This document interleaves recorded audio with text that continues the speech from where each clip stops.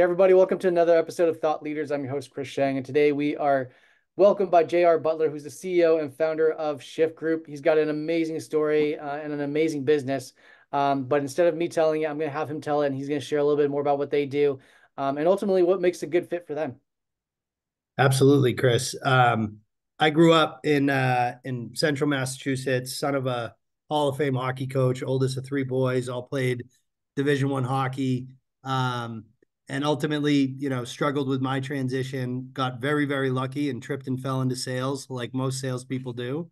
Yeah. Um, Loved it. Checked a lot of boxes.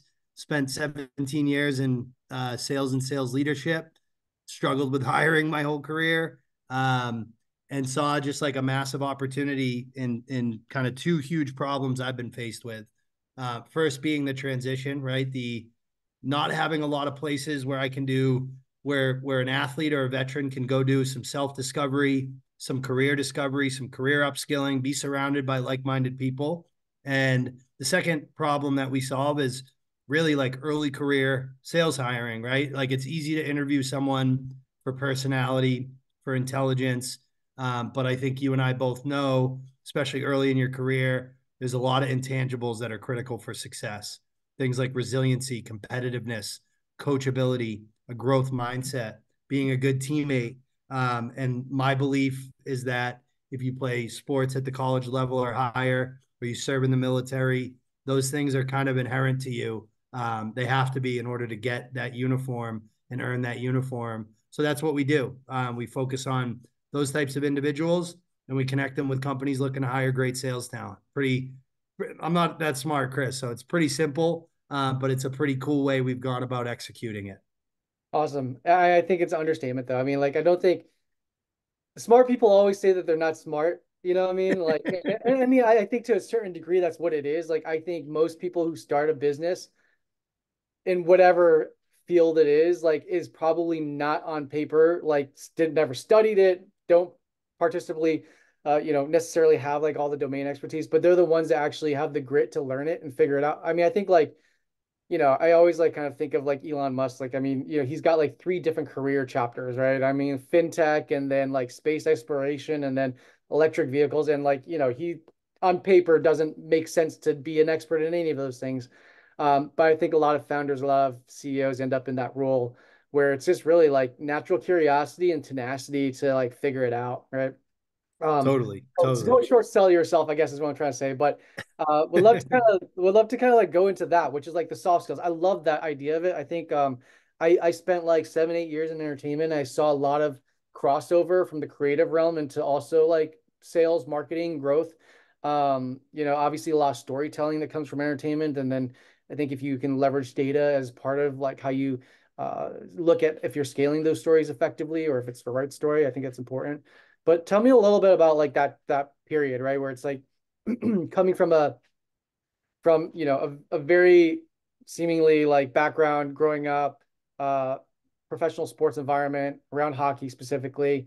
What was that like? And and you stumbled into sales, but like what led you to that opportunity of trying to figure out something else outside of hockey? And I'm sure that's like I spoke to another person who comes from education, and they go through similar experience, which is like they have a lot of great soft skills, but like when they end up in education, meaning like principals, teachers, everything from K-12, like a lot of it's like not it's not what they expect it to be, and they go through this Yeah. like burnout, and then it's like they have to figure out this new career path because it's not mentally healthy for them to sustain that same thing of like trying to go through it over and over again. And so like they try to help them develop new career paths. So I'm curious as to like what that experience was like for you. Yeah, I mean, I think, the hard part when you lose for me, Mhm. when you lose sports, the first thing we ask people this all the time, what do you miss the most?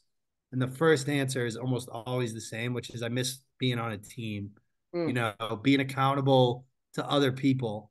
And also like success in sports is black and white. Like there's a winner, there's a loser, there's a scoreboard, right? Like there's not a lot of careers where it's truly a team sport and truly like you're accountable to the success of other people.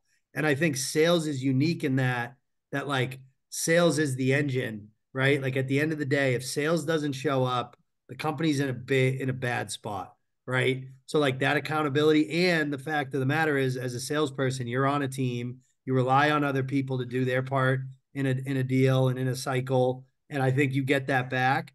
And then the other big thing is like the depth chart and the scoreboard, right? Like at the end of the quarter, Chris, I know where I stand, and there's nowhere to hide, right? Yep. Like the data, to your point, the data is the data. So like when I look at, and we can talk a lot about, resiliency, right? Salespeople are professional losers. I've been doing it for 17 years. And like, if my losing percentage was my winning percentage, I would be a Hall of Famer. Sure. So I think those pieces are a little easier, but the environment of sales is where I thrive. Being on that team, being accountable to the rest of the organization, to my boss, like a coach, to the people sitting next to me, and then like going in every day and like seeing the dashboard and like seeing other people driving the controllables more than me, and the stuff you can't control more than me, and like just wanting to be at the top of that is like initially like, I sold really high tech, like complex technology right from the jump, very unnatural for me. However, that other stuff that I'm talking about, that's where I found like my love of this profession, and Mhm. that's what we try to get our kids to see. You know what I mean? Yep. Yep. Yeah. I mean, I definitely see the crossover, right? I think like when you say that, I immediately think of like when you say professional like loser, I think of similarly, I think like it's a professional failure. I use that terminology a lot. But failure is like perspective too, right? It's also like learning all the ways that didn't get you to where you wanted to go. And I think a lot of athletes, especially like I think of like Jalen Hurts a few years ago when the Eagles didn't make it to, didn't win the Super Bowl. And like afterwards in the press conference, he's talking about like, well, there was a lot of learnings that happened in that. And it was just a completely different shift. I think of like a mindset. Um, Yep. I think, so there is that. I think that soft skill you can't train somebody that comes out of like college that's like learning marketing or anything like that around what that entails, right? That's just kind of through life experience. And I think those backgrounds that you guys are pulling from makes a lot of sense for that. That being said, like you have a great, you have a ton of history, again, 17 years doing sales, right? Like specifically you got you thrown into the technical side of things and pick that up. But I'm also curious as to when you just make that decision to make that jump into Shift Group a few years ago, was that, being a founder is different also than like, I mean, than working for somebody in sales. Yes, like there's, very entrepreneurial in sales also, but there is a little bit more stability in working for somebody versus then going off and doing your own thing. Talk us about what that was like. And obviously you also pick up a lot of different hats. You very early days are probably being the accountant, the lawyer, the all these other things, the Yeah. delivery person, what I mean? Like you're doing all these things. So what was that transition like? Obviously you have to feel some kind of like strong, compelling nature to like push you in that direction. But talk to us about that. Yeah, so I say I think it was two parts for me. It was the pull that you're talking about, which is like this is like a really really important problem to solve. Both problems, but like especially the transition, man. Like it's dangerous, right? Like and we kind of leave a lot of these people, both active duty military when they retire, but also athletes. Like there's 150,000 athletes that retire every year, maybe more than that. And they're kind of just like, what do I do now? I Right. have this amazing bigger thing than me that drives me, and then you just get it taken away. So like I just felt pulled to solve that. For me, Chris, the outcome that I went through was, anxiety, depression, drugs, alcohol, like all those things. And it sounds so corny to say, but like the sales saved my life, like literally saved my life. So that's and now it's like finding a career, not necessarily sales, but like finding a career that like gave me some of that purpose back. That's what saved my life. So I really wanted to go solve that. The second piece was like I got really lucky in my career in terms of the companies I went to work for. right? Like anybody who doesn't tell you that that's had success is full of crap. Like it's the product stupid, right? Like I went to a great product company really early. I was fortunate in that like I understood the market because I was selling into the data center and I as a reseller, and I saw like a lot of waste. Um, and I went to a infrastructure software management like automation platform because I did see the opportunity. I didn't know it was going to be as big of an opportunity it was, but I knew there was a problem there. And I got to grow with the business, move up roles, all the things that come with choosing the right company, right? And getting lucky. And then we were acquired for $2 billion, and I got to go be a chief revenue officer because I won as a VP. And just like football, like coaching tree, the assistant coaches get the head coach's job, right? And I say all that to say, like, I was in rooms with very impressive executives, very impressive investors in board meetings.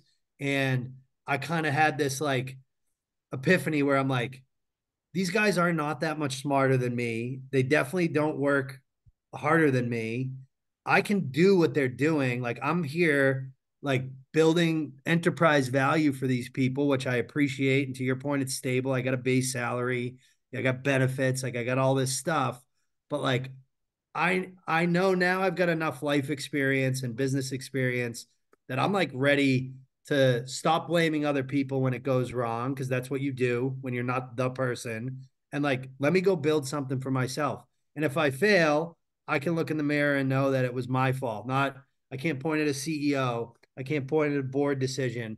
I can't, all that stuff goes away, melts away. And like, I'm a big believer that if you are going to do something like that, you got to kind of burn the boats. So I didn't want to do it as a side gig. I just wanted to just like jump right in, go all in, burn the boats, and run after the opportunity that I was so passionate to solve. And I think the combination of like the confidence to feel like I can, if they can do it, I can do it. And like the other part of it being like, somebody needs to build this. And I think I'm the right guy to go do it. That was kind of where it all came together. And I got a great partner in my wife, at the time, my girlfriend, that was like, hey, you need to do this, and I'm going to support. That's important, right? Like, not a lot of people talk about that, but like, without her and like her support, I wouldn't have been able to have done it. So like, I think all of that working together was like, it was time. It was just time, man. Hmm. What's been one of, I mean, I speak to a lot of founders too. So like, uh, one of the things I'm always curious about is like, having worn a lot of hats, what's something that you've picked up along the way that you didn't think that you're going to pick up, but also have like a strong emotional disposition towards, whether that's you love or hate it. Um, I was as a salesperson, right? Like as an individual contributor, I was not a data guy. Like I was kind of like, thumb in the air, like this is what I'm gonna go do, and like gut instinct, and it worked. But like as I went up the org chart, as I got bigger and higher roles, more people underneath me, like more important kind of strategic decisions where you're not just sending yourself after something, you're sending like 50, 60 sales reps to go like, hey, this quarter we're going to do this.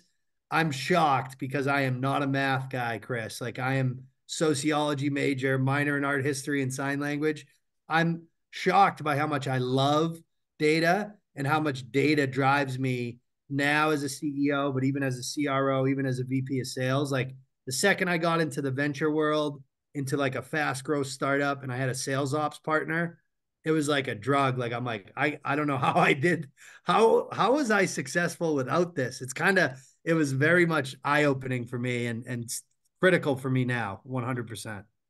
Yeah, I mean, I think you can, I think of like Moneyball, right? It's like, when you combine the data and then the skill sets and the personality types and all those things together. I mean, I do believe we would love to think we're unique snowflakes, but reality is we're probably not. And we can be bucketed into these different categories of performance based on personality types. And so you can probably use this data and extrapolate a lot of findings and takeaways that ultimately allows you to build scalable processes and engines, including human capital as part of that component. Uh, a couple of other things I wanted to touch on is number one, as you were kind of like building out the programming for Shift Group and then bringing in, athletes and veterans, what is like, what are like the initial like learnings, philosophies, um, that you try to instill upon them to prepare them for a career in the sales world? Like, is it first like evaluating them as an individual and figuring out like what do they have, what are they missing, where are the pieces that needs to be coached on, and or is there just kind of like a one size fits all kind of like program that goes with them? Tactically, the tactical part of our training is it's one size fits all per industry, right? Like if you want to go sell software, Yep. like you need to learn how to do account research. You need to learn how to like write a cold email, make a cold call, do discovery, use salesforce.com, right? Like, structure your day, your week, your month a certain way. Like the tactical side is and that goes from we do med device, we do pharma, we do wealth management, like those are going to be the same no matter what. But that's not and that's important part of what we do, right? Because it makes sure that the kid wants to do it because they got to do 30 hours of work to meet one of our customers. But I think the important part of what we do, and you kind of hit on it a little bit, is we start with self-discovery, Mhm. right? Like, and I feel like for a little while there from like 2019 to like really last year, like sales all of a sudden was cool. Like it was cool to be a salesperson, right? um but sales is really hard and um like you have to really like look in the mirror and say like what are my values and what's important to me. Like I always we ask this question like, hey, in 5 years how much money do you want to be making? And we pay close attention to the answer because if the answer is like 80 to 120 grand, we'll tell them like, hey man, don't do sales. Like it isn't worth it, right? Like you can go make that money in a lot Mhm. of different roles. If that's your high number, this might not be a good fit. But we also go a level deeper when somebody does have a high number and we say, why? Why do you want to make that much money? Right? Like everybody wants to make a lot of money, but like you got to have that like deeper internal drive to be like a really good salesperson, especially in a market like we're in right now, where like you wake up and you want it, you got a pit in your stomach. So we do a lot of work around that, which I think is super important. And we also look at everybody's mindset. Like there's certain obstacles to achieving your goals. Things like self confidence, things like fears, things like not having a bias to action, things like what I just talked about, which is like not having a vision of where you want to get to. So we test every kid that comes in our program gets tested on that, measured against it. When we see low scores, we have a conversation, and we see a lot of people score low on fears, meaning like they're scared because they have no idea what Mhm. they're doing. And that's where we dig in. That's where we spend our time. Because if we can get those scores right, you have a good vision, you have an action plan, you're controlling the controllables internally, like self-confidence and fears, and you have that connection to a bigger purpose, you're going to learn how to do a cold email. Like you're going to pay attention in the training. Your work product's going to be good. If we don't fix that first part, like that's where we're going to fail. So that's how we look at our programming, if that resonates with you. Yeah, absolutely. The key word I think is confidence, right? It's like the confidence to figure it out ultimately, I think is really important because I think when I've seen like poor performing junior sales reps, right? It's like usually it's because they are trying to they don't have confidence over the script, or they don't have confidence over, and more importantly, it's not even the script. It's around the product itself and how to answer potentially any question that a lead or prospect is going to ask them, right? And so they're so concerned about that narrative that they're not even opportunistically reading the room and all those intangibles, right? Like seeing head nods, lean ins, those body language, right? Pauses. Those are the things that ultimately make a great salesperson, is to be able to read those things. But if you're so focused and your mind's elsewhere while somebody else is talking, you can't read those things because you're thinking about what's the next question that's going to come up, right? So I think like when you talk about confidence, I think about that, which is I think that's what makes ultimately somebody that comes in that's going to kill it as like a junior sales rep and then is going to advance a lot further faster, is that. Mhm. And I think that ultimately from a successful salesperson, like a VP of sales or like a then moving to like this to like a C-suite or more senior and managing teams, that ends up becoming like empathy, compassion, how you work with people, being able to put yourself in their shoes, kind of thing, right? Totally, totally. Yeah, confidence is the foundation that everything else is built on. I couldn't agree more. So I'm curious as to like how do you weed out for confidence? Um, or now I guess not even weeding out, but you're doing these assessment tests and you're identifying where they have, how do you guys tackle that idea of confidence with them? We give them we give them basically like not assignments but like activities to go do, right? Like we have this exercise where it's like write your 10 biggest strengths and take like 10 minutes, write as many strengths that you have as you can. And then we like set the timer. 30 seconds, pick the top 10. 30 seconds, pick the top 5. 30 seconds, pick the top 3. And now this person has like 3 words that like describe who they are. And then we ask them like, okay, when has this shown up in your life?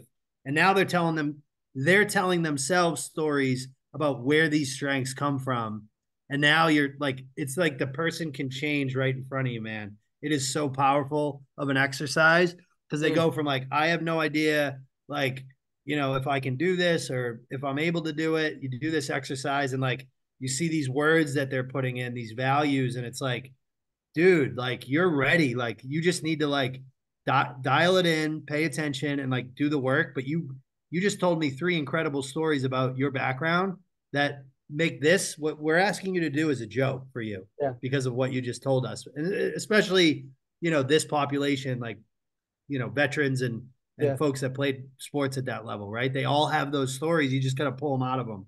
Yeah. Yeah. And they've gone through that routine before. It's just in a completely different realm. And they just need to connect the dots where it's like, oh, okay, I just got to do the same thing here and I'm going to be able to figure it out because you've Yep. done it already in another field. Um, 100%. would love to kind of get your thoughts in terms of like, has obviously you mentioned, the sales landscape specifically like SaaS, 10 years for like 2002, 2022, 2023 was so fast. It's not like it was easy, but like I would say that, it was popular to be in sales, right? Because it was definitely a place where people could make a great killing and a great living. It's Yeah. become obviously more challenging. I would say it seems like these conversations, the impetus of that was like the SVB situation and then the trickle down effect of not necessarily like what the outcome of that happened, but it created an awareness of like, oh, we're maybe in somewhat of a bubble here and it's not as, hyper growth as everybody expected. And we've seen some of that pullback happening, especially across budgets for companies. Um, how is that affecting does that affect the way that you guys are talking to your students or the people that are coming in and training and preparing them, um, as it relates back to like the environment today? Yeah, I think like my whole perspective, Chris, is like we had this time period, and it really ramped from like 2014 to like summer 2022, really, where you had like a no interest rate environment. Mm-hmm. Capital was pretty easy to come by, and you had a lot of companies kind of go down this route of like the BDR function, cold calling, cold outbound, bury the market. We can get more money. It's free. Like, let's just do it this way. And like my whole perspective is like that was like not normal. And Yeah. that was more of a function of the environment. And what you're seeing now is like, our company wouldn't be in business and growing the way we are if the BDR like function didn't still live. It's just you have to be the right type of company. And when we talk to our kids, that's what we talk about is like you gotta, and we try to do that work up front because a 24-year-old, former professional football player doesn't know what the right company looks like. We do. But like that's the difference between, in 2019, you could really get a job anywhere, where now like picking the right company in the right market with the right product and the right ICP, that's super important because there's a lot of companies that did the BDR thing that probably never should have. They should have went PLG. They should have focused on like, you know, lower cost routes to market. And I think so we spend more time talking about picking the right company than we probably would otherwise, if that makes sense. Yeah, totally. Um, and obviously you've been in this long enough to probably see different types of different cycles, you know, and some of the more seasoned salespeople that we've talked to that have been doing this for like 20 plus years. I mean, it almost seems like there's like this going back to some of the old school tactics, right? Which is like truly like account-based marketing and like knowing everybody that's going to be involved in the decision-making process, doing the research, building the relationships, you know, being a problem solver first and foremost versus trying to sell something. How much of that is now becoming a priority in terms of like how you guys talk to the kids that you guys are working with?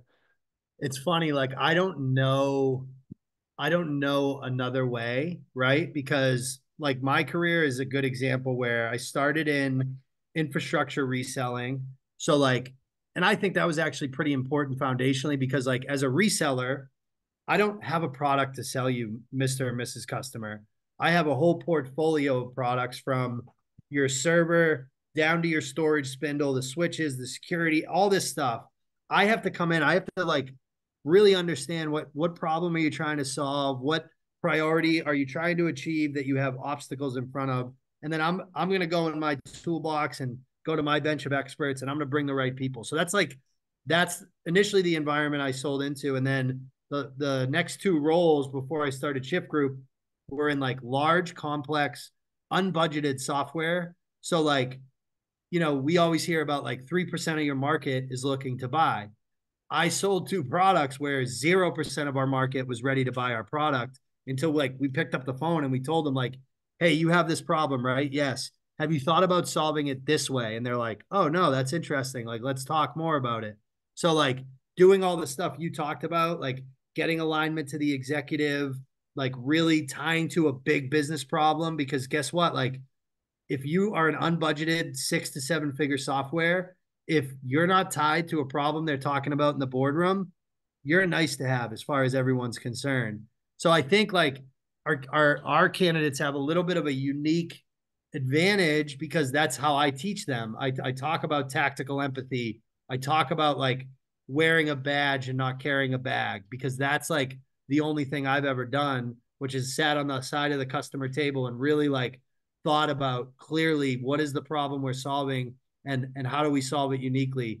But to your point, there's been a few years here where people didn't have to do all that stuff and they could still close deals. But like I say, like even a broken clock is right twice a day. Back to the basics, back to the fundamentals. That's what we're really trying to drive into these folks, which I think is critical. Absolutely. Um, and I'd love to kind of, I know we're running up a time and I just want to kind of get your last thoughts here with obviously AI is a big topic. You know, I think a lot of these conversations I think that we've had is that it's not necessarily going to replace people, but it's more so like how is it going to help do all the dirty work, all the mundane stuff to then make you better, right? And more efficient. And so how Yeah. are you thinking about that also in like, you know, the coaching that you guys are doing and advising around how to think about AI, especially at the BDR level and how to and where do you think that's going to be, you know, here in the next immediate short term, like the next year or 2 years? Yeah, you know, not to like overdo the sales and military analogies, but like equipment changes over time, right? Hmm. Like, you know, especially in the military, but like just, you know, sticking to hockey, which is what I know best. I grew up with a wooden stick, and then these composite sticks came out when I was like 15 years old. They were way more expensive, but they were lighter. You could shoot harder. Um, but you had to learn how to shoot with them. Otherwise, like you were kind of useless. Like you might as well go back to the wooden stick, right? So, like, I think of all sales technology. This is how I thought about the outreaches of the world and the sales lofts of the world. And now this is how I'm thinking of AI is like, you kind of got to Tony Stark it. Like, you got to learn how to operate the Iron Man suit. And it has to be part of your repertoire. Like, otherwise, your competition is going to beat you, right? Like, You can have the best pitch. You can ask the best discovery questions. You can do all this stuff really well. But again, like if you don't know how to use the Iron Man suit, you're kind of leaving an opportunity on the table. So that's how we talk about it. We like a good example is like we're building a course right now about leveraging ChatGPT for prompts to give you to inspire you with ideas and things like that around account research, around messaging, around so it's to me, it's all about that Iron Man suit and like maximizing the use of it. And I think it's going to be really, really more important. And by the way, like when you think about the next generation, and this has been ripping people's face off when I tell them, so just be prepared. Somebody that's going to college right now, 18 years old, was born the same year the iPhone came out, Mm, right? So these people and even this generation now that's 22, 23 entering the job market, they operate technology like a fifth limb, man. Like they mhm. know their stuff because that's what they grew up with.